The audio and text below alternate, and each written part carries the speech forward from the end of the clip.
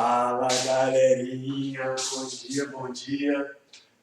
Hoje estamos aqui para resolvermos mais algumas questõezinhas da UERJ, beleza? E aí é o seguinte, pessoal, lembrando para vocês que a UERJ ela não cancelou o vestibular de 2021, porque é referente ao próximo ano, que é o ano que você vai estar entrando na universidade, mas ela vai remarcar essas datas aí. Pessoal, o que é mais importante é nós termos uma visão, um foco, mente de pessoas que querem vencer. De que sentido, Cristiano? Por exemplo, se você sabe que a prova foi adiada, você tem que obter essa informação e utilizá-la de uma maneira favorável à sua pessoa. Tá? Como? Se você assistir vídeos no YouTube, se você assistir relatos de pessoas que já foram aprovadas em concursos, porque passar por uma universidade pública é um concurso público, você está passando por um processo seletivo, por uma seleção, por uma peneira, como diz Darwin, somente os mais aptos vão sobreviver a essa etapa, a esse processo seletivo. A melhor maneira de você se preparar é você antecipar os seus estudos, tá? Resolver muitas questões.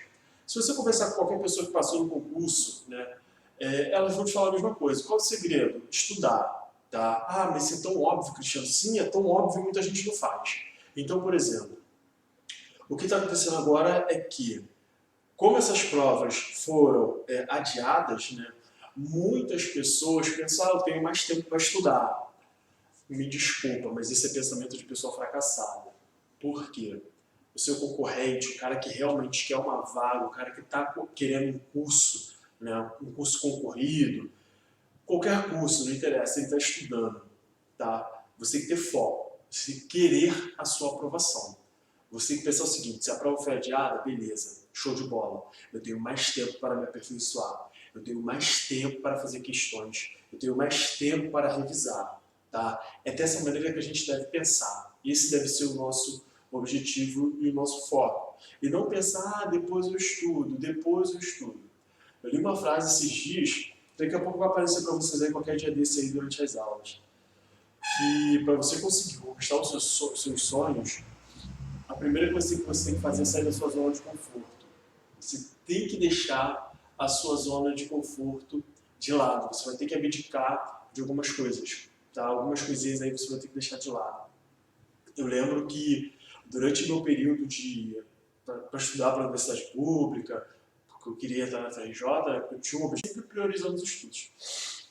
E aí quando saiu o processo seletivo para estudar na Universidade de Coimbra, ganhando 900 euros por mês, estou falando em euros, 900 euros por mês, estudar na segunda universidade mais antiga do mundo, mais antiga do que o Brasil, onde reis de Portugal estudaram, e outros reis importantes estudaram numa universidade com mais de 700 anos, em pé, você está ali dentro da história viva, poder viajar para diversos países da Europa, como eu fiz, foram 18 países aí, tudo isso graças aos estudos.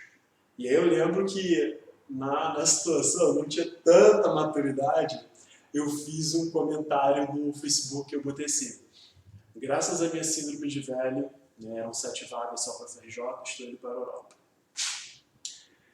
E é isso. Então, a minha síndrome de velho, como foi dito para mim em determinado momento, me proporcionou viver coisas que quem me disse isso ainda não viveu nem 10%. Mas cada um faz a sua escolha, cada um segue o seu caminho. Tá? Então, se você tem um objetivo e um foco, priorize esse foco, priorize esse objetivo para você conquistar aí o que você quer.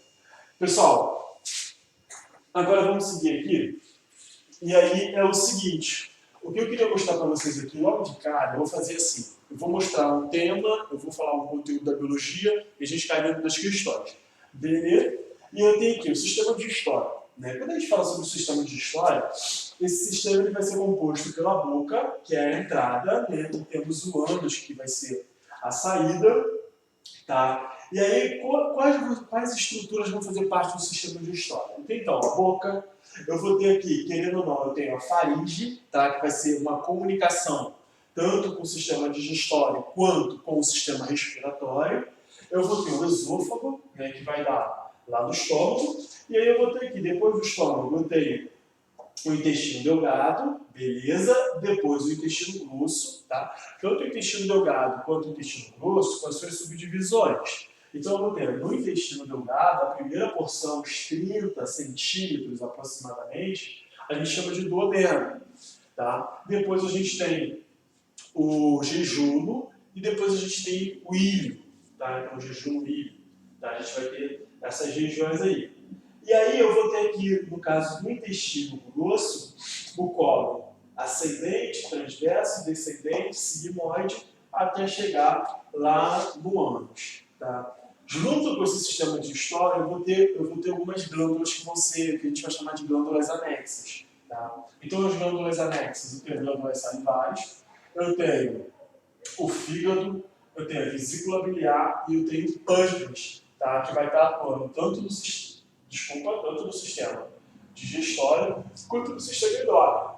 E agora nós precisamos ver o que vai acontecer rapidamente em cada uma dessas etapas aqui. Tá? O que vai acontecer na boca, o que vai acontecer no estômago, o que vai acontecer no intestino delgado, no intestino grosso, qual é a função do fígado. Nós precisamos ter essa noção para o nosso vestibular. Tá? Então, primeira coisa, a boca ela vai ser a porta de entrada, como eu falei anteriormente. E a boca ela vai apresentar o quê? A boca ela tem o dente, a língua e algumas glândulas, chamadas de glândulas salivares. Tá? Na boca a gente vai ter o início do processo da digestão. Tá? E essa digestão ela vai se dar tanto de maneira mecânica quanto de maneira química. Toda vez que eu estiver falando de digestão mecânica, desdobramento de substâncias, o que significa desdobramento? Desdobramento significa eu quebrar substâncias. Então, por exemplo, eu pego uma maçã e começo a morder essa maçã. Estou fazendo um desdobramento desse carboidrato, tá? Porque maçã é carboidrato. Quando eu pego um pão, eu começo a morder, a macerar esse pão, eu estou fazendo um desdobramento desse carboidrato. Estou quebrando esse carboidrato em partículas menores, para que enzimas possam atuar em cima dessas partículas. Então eu vou ter aqui, né? Na boca eu vou ter o dente fazendo a digestão mecânica, já que ele vai estar macerando esse alimento. Eu vou ter glândulas salivares liberando uma enzima chamada amilase. Tá? Então na glândula salivar, primeira enzima aqui. Aqui não ficou legal. Aqui, ó. Boca. Amilase. Vou botar enzima para vocês.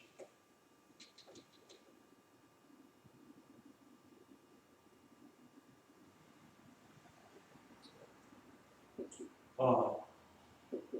Enzima. Amilase. Tá? Deixa eu pôr aqui. Então, ó.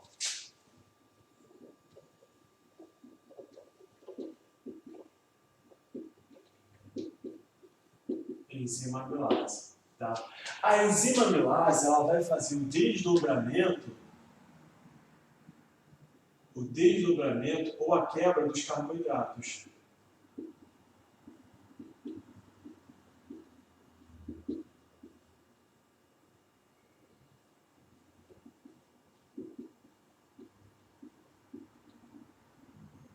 Então aqui, ó, ela vai fazer a quebra dos carboidratos. Tá? Então na boca a gente vai ter esse amilase fazendo a quebra dos carboidratos.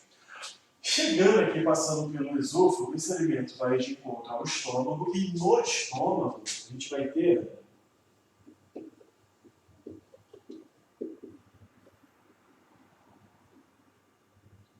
então olha aqui, ó. No estômago a gente vai ter a pepsina, tá? Que a gente vai ver que não é produzida como pepsina, mas como pepsinogênio. A gente vai ver isso já já. Eu tenho a pepsina fazendo a quebra das proteínas. Tá? E depois a gente vai ver que lá no duodeno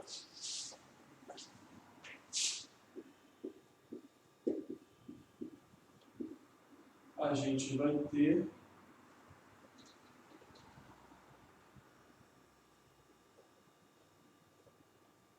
a lipase, que vai aparecer agora pela primeira vez. Lipase. Então, quebra das gorduras ou lipídios. Tá, pessoal? Então é isso aqui que eu tenho. Ó. E aí vai ser o seguinte, o que vai acontecer aqui? Quando eu chego na boca, eu tenho a quebra dos carboidratos. Lembrando que os carboidratos são compostos pela união de monossacarídeo, tá? Uma união chamada de glicosídica, onde temos a saída de uma molécula de água. Quando eu chego no estômago, eu tenho a quebra das proteínas. As proteínas são compostas por aminoácidos, tá? O aminoácido. É interessante nós falarmos que aqui no estômago, como o pH é muito ácido, o que vai acontecer? Eu vou ter a ação de uma enzima chamada pepsinogênio, tá? Pepsinogênio, que vai ser convertida em pepsina apenas quando o pH for ácido. Tá? Então ela ganha atividade, ela passa a realizar atividade metabólica quando o pH for muito ácido. Então olha só, você comeu seu pão, tá? Seu pão com queijo e carne. Quando você está comendo seu pão com queijo e carne, na boca está ocorrendo somente a quebra dos carboidratos. Então iniciou-se a digestão dos carboidratos por uma enzima chamada amilase ou pitialina. Tá? Esse carboidrato vai ser quebrado em monossacarídeo. Beleza? Até aí tudo bem? Em monossacarídeo, que é a menor unidade constituinte dos carboidratos. Cristiano, e a proteína e a gordura, no caso ali do queijo? Não acontece nada, só vai ser macerado. Quando eu chego no estômago, o que vai acontecer? O pepsinogênio vai ser ativado devido à diminuição do pH, sendo transformado em pepsina, e aí sim inicia-se o desdobramento ou a quebra das ligações peptídicas estabelecidas entre os aminoácidos. Beleza, Cristiano. Mas com esse alimento não vem a amilase? Sim, a amilase vem junto com esse alimento. Só que eu fico até arrepiado quando falo. Olha só, quando você chega no estômago, o pH é ácido. Na boca o pH é ácido? Não. Quando chega no estômago, devido à acidez do pH, a amilase ela para de funcionar. Tá? Ela sofre o que a gente fala que é inativação. Por quê? Devido à acidez do meio, ela para de catalisar reações químicas. Beleza? Passou do estômago, eu vou ter lá a lipase. Tá? Passou do estômago, foi para o duodeno, eu vou ter lipase. O que vai acontecer? A lipase ela vai começar a quebrar as gorduras, liberando o glicerol e o ácido graxo. Então observe aqui para mim o seguinte. Na boca, quebra somente dos carboidratos por ação enzimática. Estômago, quebra apenas das proteínas por ação enzimática. Duodeno tem o início da quebra das gorduras e a retomada da quebra dos carboidratos e das proteínas. Por quê? O duodeno vai produzir o suco entérico, mais o suco pancreático, que vai apresentar enzimas como a lipase, tá? Como a tripsina, que volta a quebrar as proteínas, e a amilase pancreática. Então, observa só, vou falar com muita calma para você que vai fazer a prova da UERJ. Na boca, início da quebra dos carboidratos.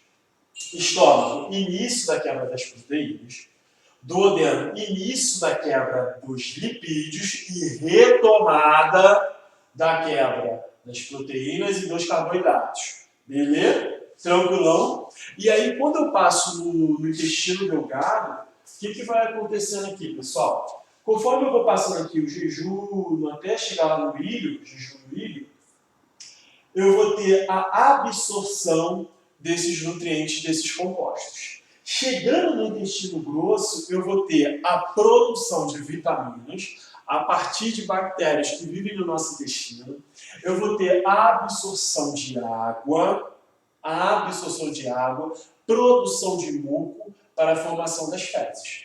tá? Então, fique esperto aí.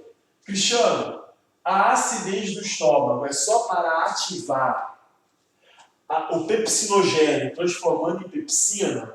Óbvio que não. Essa acidez, além de ativar o pepsinogênio, transformando em pepsina, essa acidez também vai matar o quê? Vírus, bactérias, protozoários, agentes infecciosos que venham junto com a sua alimentação. Beleza? E aí, aqui eu vou ter o seguinte. Então, nós falamos da função dos órgãos, tá? Lembrando, como a aula de resolução de exercício, a gente fala de uma maneira um pouco mais rápida, tá? E a maioria de vocês fazem o Enem. Então, lá no Enem, na turma do Enem, existe uma aula que foi gravada sobre o sistema de história, onde eu falo sobre cada um separadamente. O fígado. O fígado, ele tem por função armazenar o glicogênio. O que é o glicogênio, Cristiano? O glicogênio é formado por muitos monossacarídeos. Tá? Formado por muitos monossacarídeos. É a reserva energética dos animais e dos fungos. Tá? O fígado também vai produzir a bile, que vai ser armazenada na vesícula biliar, que vai desembocar aqui no duodeno. Tá? Essa é a primeira porção do intestino delgado. Na bile, a vesícula biliar, né, com a bile ela não tem função de desdobrar alimentos. Tá? Então a bile ela não apresenta enzima. A função da bile é simplesmente fazer a emulsificação. O que é isso? A emulsificação, separação das moléculas de gordura. Por quê? Quando as gorduras estão no meio com água e elas são hidrofóbicas, elas se juntam. Essas moléculas elas se juntam.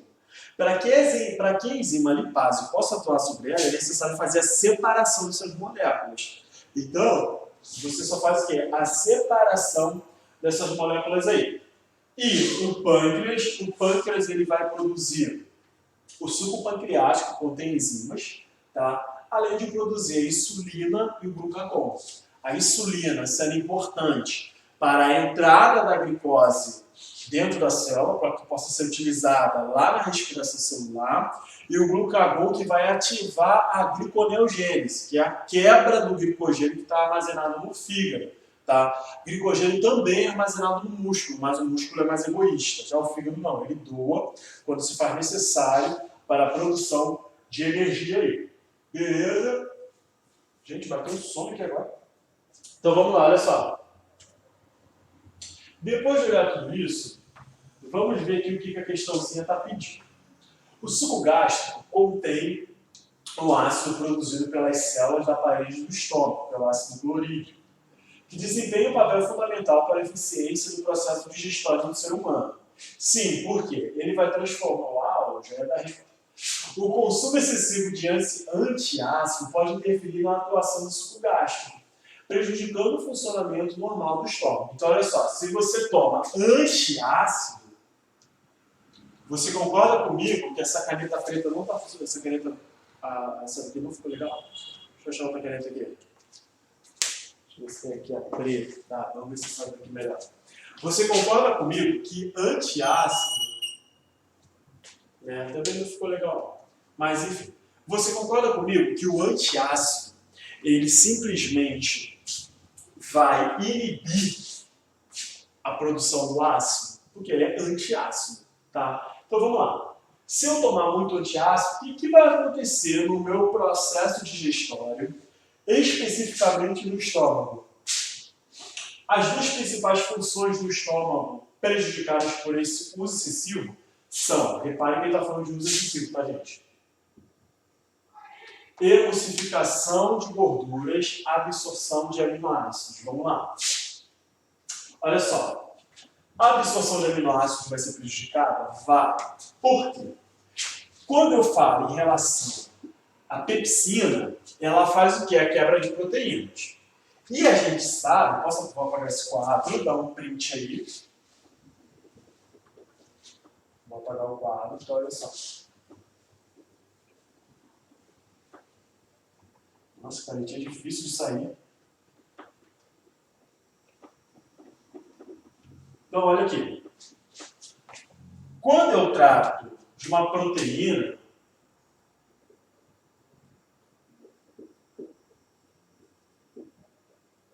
você sabe que essa proteína ela vai ser formada pela união de aminoácidos, e aí você vai ter lá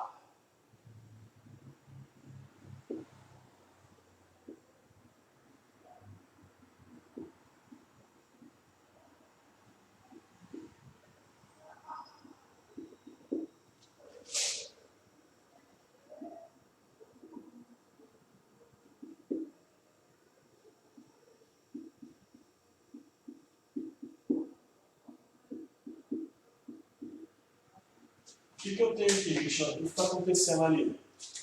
Você vai ter um aminoácido, outro aminoácido, tá? Você vai ter o grupo carboxílico do aminoácido se ligando ao grupamento amina de outro aminoácido. Aqui você vai ter a saída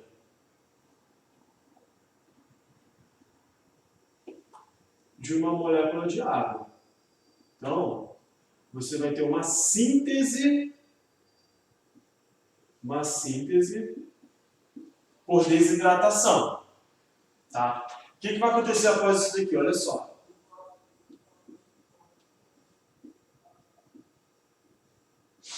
Saiu aqui, permitiu uma ligação. Como saiu aqui também, permitiu uma ligação aqui. Repare que está todo mundo compartilhando aí, ó, seus elétrons, completando o seu octeto.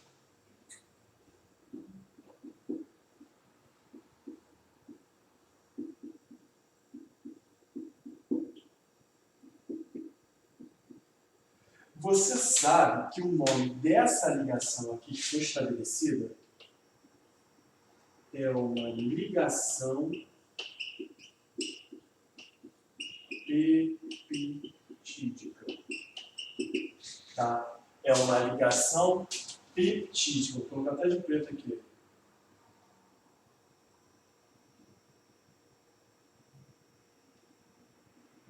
Você sabe que essa ligação que foi estabelecida entre esse nitrogênio e esse carbono, que é resultado dessa saída da molécula de água, é uma ligação peptídica.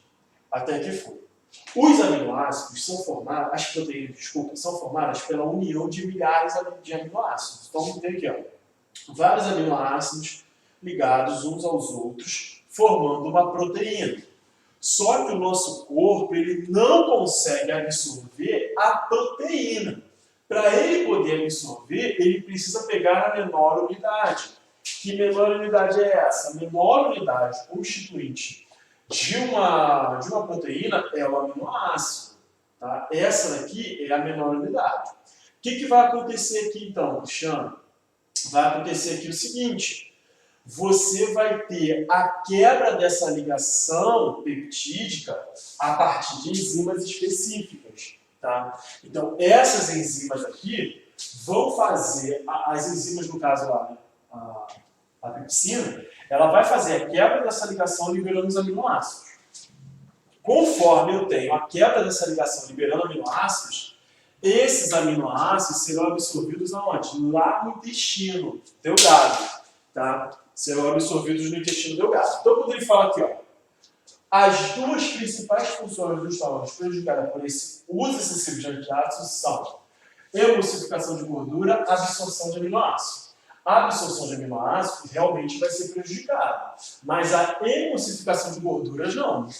Por quê? O desdobramento das gorduras ocorre no duodeno por ação da enzima lipase. Tá? E quem vai fazer a emulsificação é a bile, armazenada na vesícula biliar. Então, isso daqui não tem nada a ver com a questão do estômago.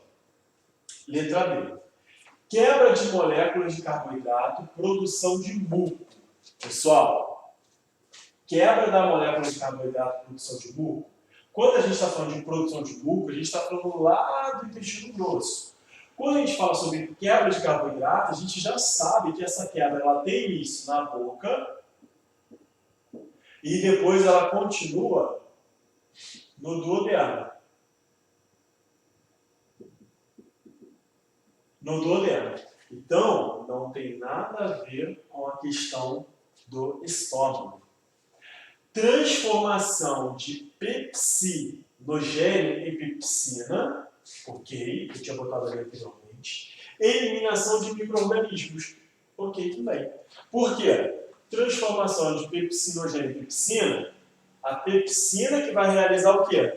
Essas quebras. Eliminação de micro-organismo, beleza. Porque com o pH ácido, poucos organismos conseguem sobreviver a esse ambiente. Então, ó, até agora a letra C. Vamos ver a letra D? Digestão de compostos carboxílico, manutenção de pH adequado à absorção. Manutenção do pH adequado, beleza. Só que a absorção não ocorre no estômago, tá, pessoal? O estômago ele pode absorver um pouco de álcool, tá? Pode sim. Mas a absorção ela vai ocorrer lá no intestino delgado e no intestino grosso, tá? Então, nossa alternativa correta realmente é a letra C. Espero que vocês tenham entendido aí por quê. Vamos para a próxima questãozinha.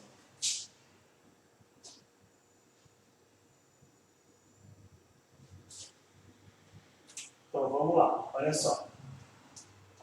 Aqui eu tenho o seguinte: ligação glicosídica é a ligação estabelecida entre aminoácidos, e aí você pode ver que essa ligação ela vai se dar por desidratação.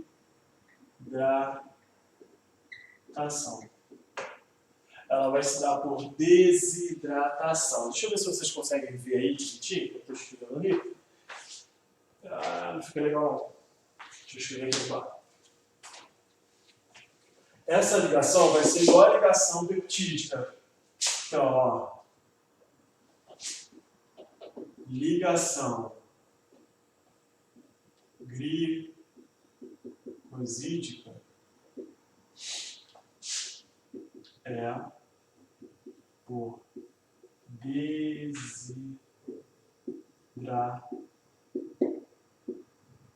desidratação. Ou seja, é uma ligação onde você tem a saída de uma molécula de água. Então eu tenho aqui, né, a lactose, formada por 2 monossacarídeos. Um deles é a galactose e outro é a glicose. Então eu juntei galactose com glicose e formou lactose. Beleza? Agora eu vou te perguntar. Se a ligação é por desidratação, se eu fizer a reidratação, eu consigo restabelecer o quê? A estrutura, a ligação que foi perdida dentro dessas 2 moléculas.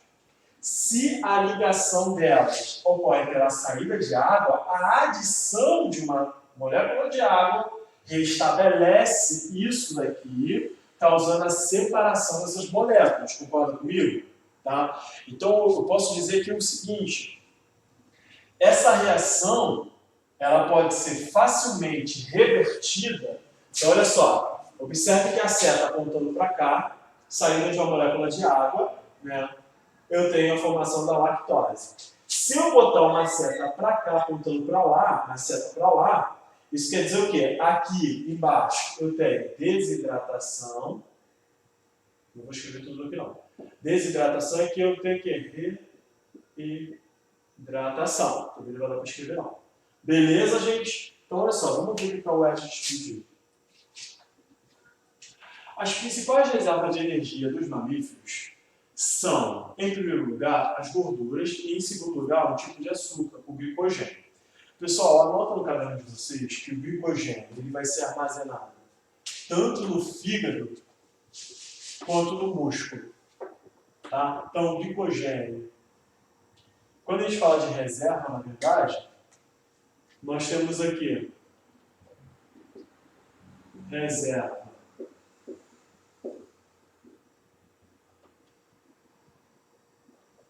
animal, reserva animal. Gente, o que eu estou fazendo aqui? e reserva, então reserva animal e vegetal.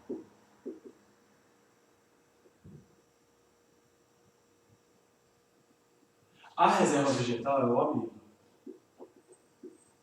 A reserva animal é o glicogênio.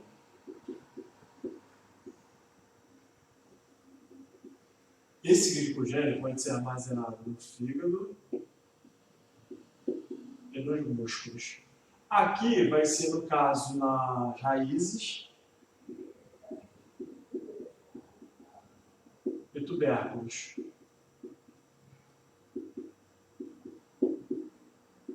Tubérculos tipo cenoura, né? Então vamos lá, vendo aquilo dali, escrevi errado aqui. Tubérculos, tá? Corrija aí que eu escrevi errado. Tubérculos. E aí você vai ter o seguinte: glicogênio. O glicogênio, porém, tem uma vantagem para o organismo em relação às gorduras. Essa vantagem está associada ao fato de o glicogênio apresentar no organismo maior capacidade de, letra D, solubilizar em água. Pessoal, quem já fez alguns experimentos comigo em sala de aula, que a gente trabalhou até sobre a questão do amido, né? A gente vê que essa solubilização não é uma coisa tão simples de ocorrer, tá? Porque essa molécula, como ela é uma molécula muito grande, ela não ativa o potencial osmótico da célula. Produzir energia, cara, vamos lá. Essa vantagem está associada ao fato do glicogênio apresentar no organismo maior capacidade de produzir energia. Aqui, as principais reservas de energia dos mamíferos são, em primeiro lugar, as gorduras, ou seja, eu já não posso marcar essa daqui. Porque, querendo ou não, tanto a gordura quanto o glicogênio vão produzir energia, tá? Ser compactado também não. Sofrer hidrólise? Exatamente. Por quê? Quando eu falo da hidrólise, hidro vem o quê? Água. Lise vem de quebra. E olha aqui, ó, o que o desenho mostrava. Exatamente isso daí. Ou seja, aqui a água pode atuar como uma enzima, tá? Catalisando essa reação de quebra, sem que eu precise ter um gasto energético muito elevado. Diferentemente das gorduras, né, na qual eu vou precisar ali de uma maquinaria enzimática para estar fazendo aquela quebra. Beleza? Então, quando eu falo em relação às ligações glicosídicas, a hidrólise é uma das possibilidades para que eu quebre aquela ligação. Ou seja, eu vou ter uma reidratação para estar quebrando aquela ligação glicosídica, já que aquela ligação saiu por uma molécula de água. Tá? Então a água vai atuar como um catalisador, tá? Permitindo que aquela reação ocorra com uma facilidade maior. Beleza? Vamos seguir aqui, olha só. Produtores. Quando a gente trata de produtores, nós estamos falando de organismos que estão na base da teia alimentar. Estão lá na base lá, tá? Os produtores, eles podem ser divididos em produtores terrestres, tá? E produtores aquáticos, tá? São aqueles que vivem na água. Quando eu falo de produtores terrestres, a gente vai lembrar rapidamente de quem? Das plantas. Tá? Então eu tenho aqui as plantas, tá? Os vegetais, que apresentam cloroplasto, que vão realizar a fotossíntese. Tá? Então, a partir da energia luminosa, você vai ter a energia luminosa sendo utilizada pelo cloroplasto, mais sais minerais, dióxido de carbono, água, tá? Para que ocorra a produção da matéria orgânica, para que ocorra a produção do carboidrato, por exemplo. Tá? Então, quando eu falo dos organismos terrestres clorofilados, eu tenho eles como produtores, tá? Produtores de carboidrato. Como esse organismo ele passa a atuar como autotrófico, né? Ele é autotrófico, ele não depende de outro organismo para sobreviver, ele vai aumentando a sua biomassa. Tá? Então, parte do que ele produz, ele utiliza na sua respiração celular, tá? E parte ele vai estocando. Tá bom? Então, esse organismo, a gente fala que ele vai ter uma determinada biomassa. Você tem uma biomassa. Só que para você manter essa biomassa, como você é um ser heterotrófico, a gente precisa o quê? Daqui a pouquinho tem que almoçar, depois tomar um café da tarde. Tá? Você precisa do alimento externo para se manter vivo. Esse carinha aqui não. Ele consegue fazer a fotossíntese. Quando eu vou para o ambiente marinho, eu vou ter aqui como exemplo algas unicelulares, aqui são fotos verdadeiras, fotos reais, algas unicelulares que vão fazer a fotossíntese, contribuindo para a entrada de matéria orgânica no sistema. Só que tem um porém. Quando eu estou tratando de organismos como vegetais, esse cara vai apresentar uma biomassa muito maior do que das algas, porque elas são unicelulares. Apesar de serem produtores, você pode observar que cada organismo aqui vai ter uma biomassa que é muito diferente da biomassa de uma árvore. Tá?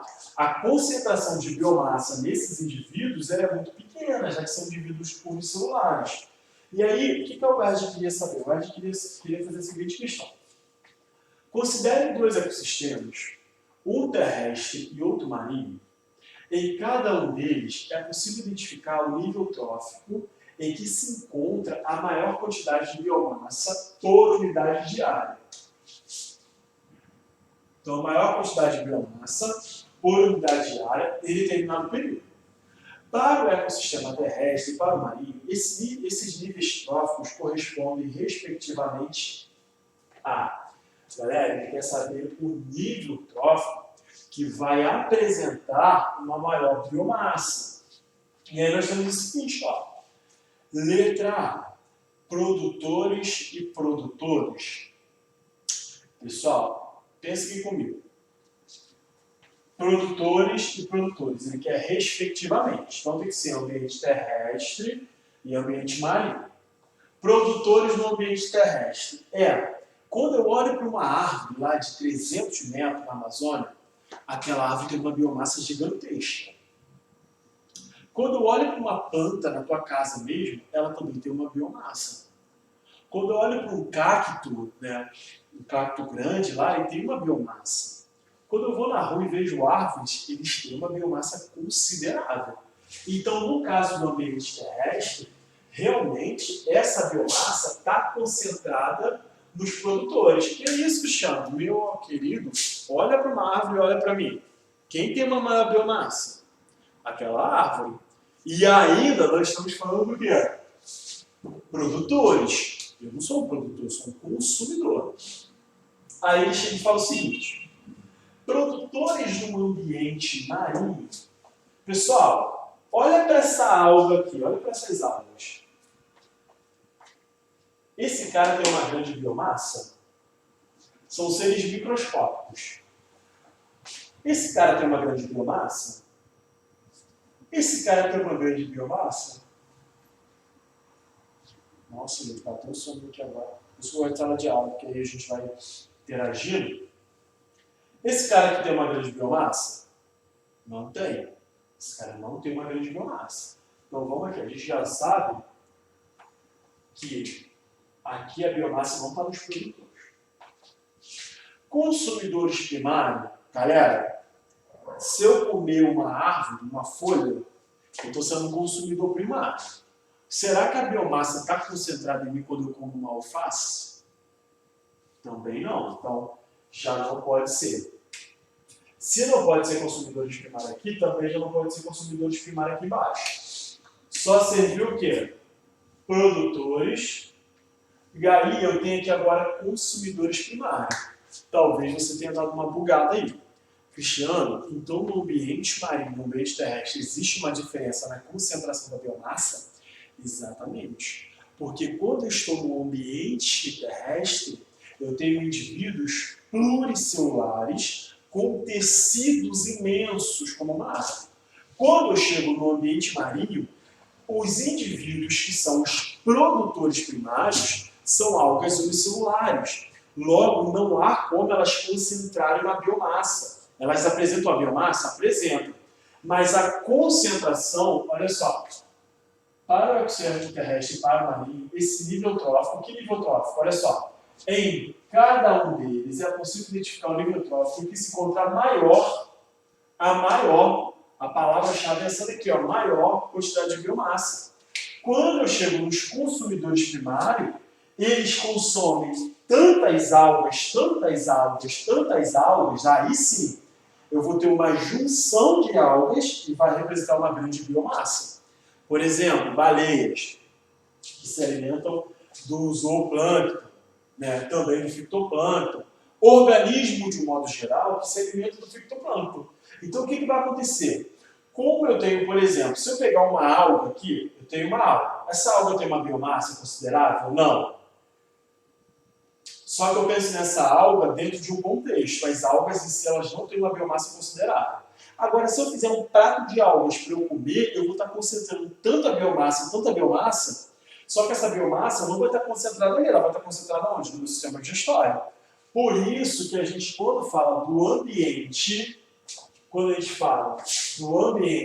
marinho e biomassa, a maior concentração dessa biomassa está nos consumidores primários, que vão se alimentar diretamente dessas algas aí.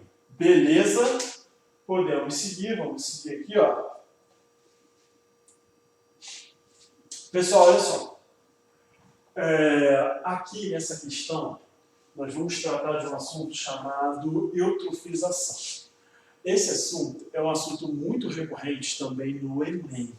Tá? No Enem ele é muito recorrente. Por quê?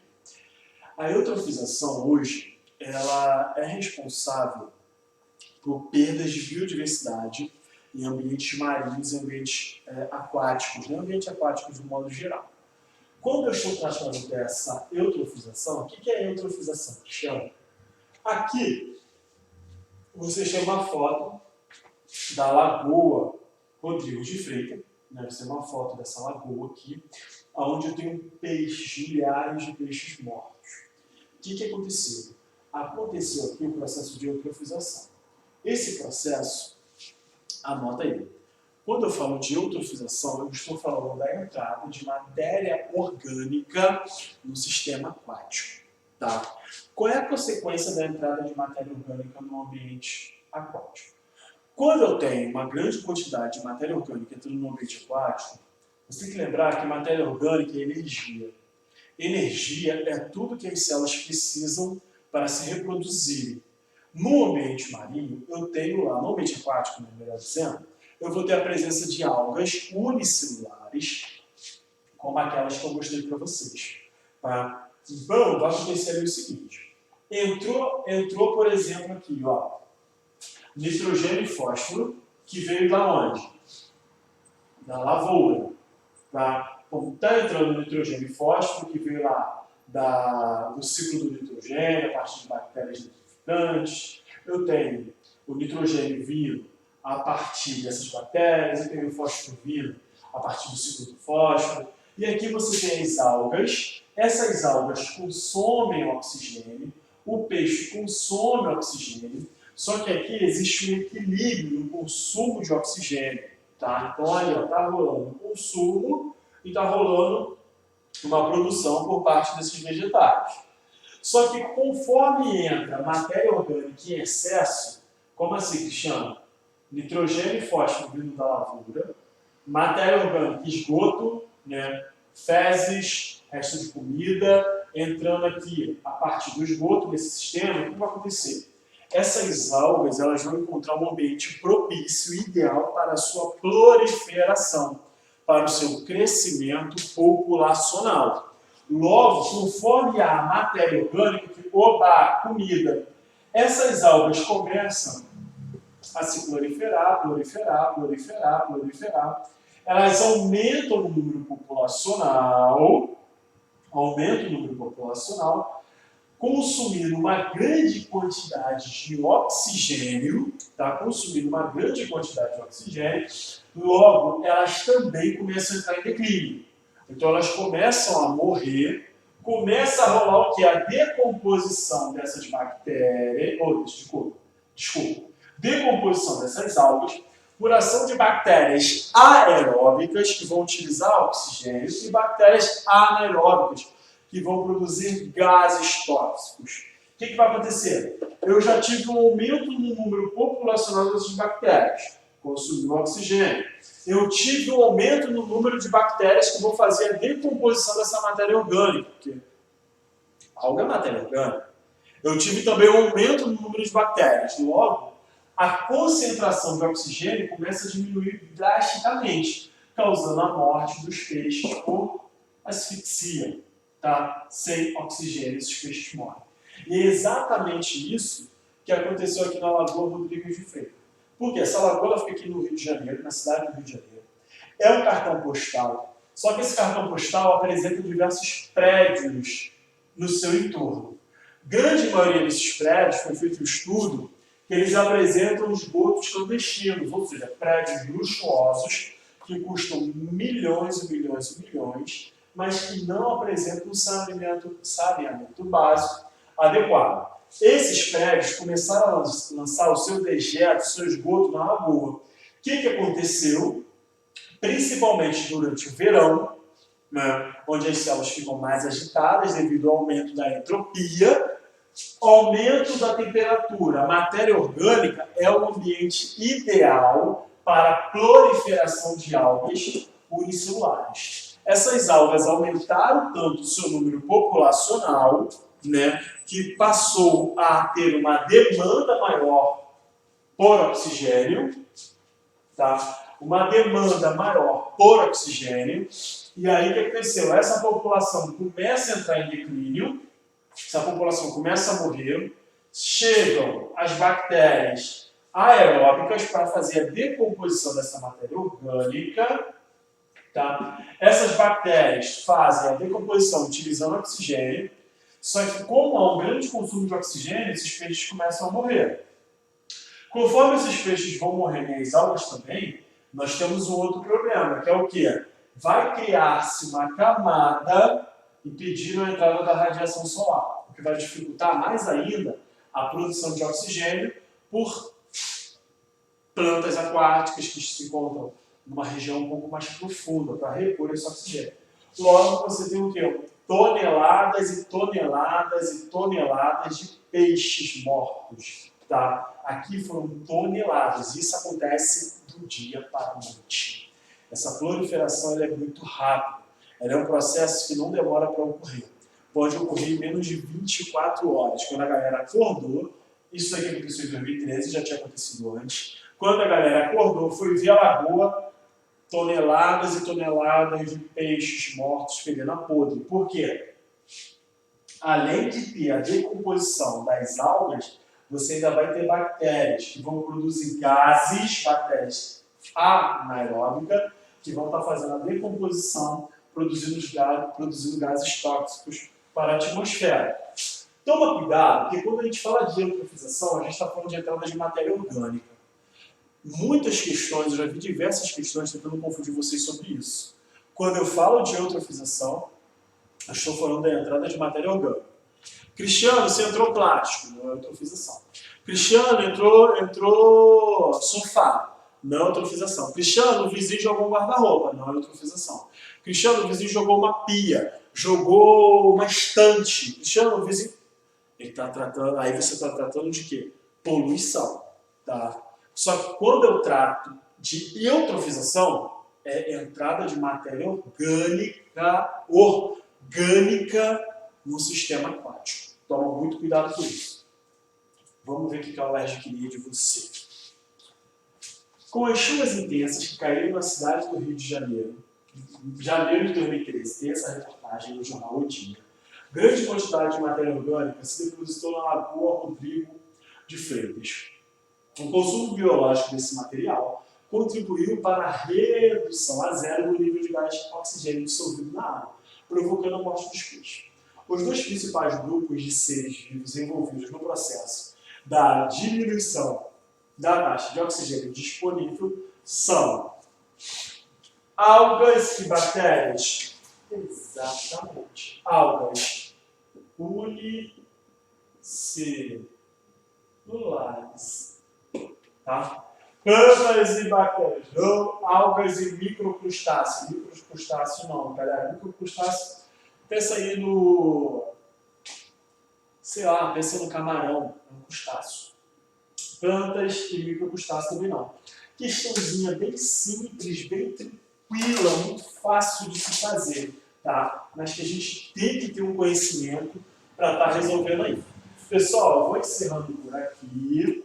Encontro vocês na parte de tarde, o pessoal da turma da tarde, tá? O pessoal da turma da manhã que assistiu essa aula, revisem, leiam os livros sobre esses assuntos, que é muito mais amplo do que eu falei, mas o que eu falei é que você precisa para resolver questões e gabaritar aí sua prova. Estudem, se preparem, se Deus quiser, esse mês, essa quarentena acaba, mês que vem a gente volta para as nossas aulas presenciais, tá bom, galera? Beijo grande, qualquer dúvida procure lá no Class, vou estar colocando essas aulas lá, tá? Fui!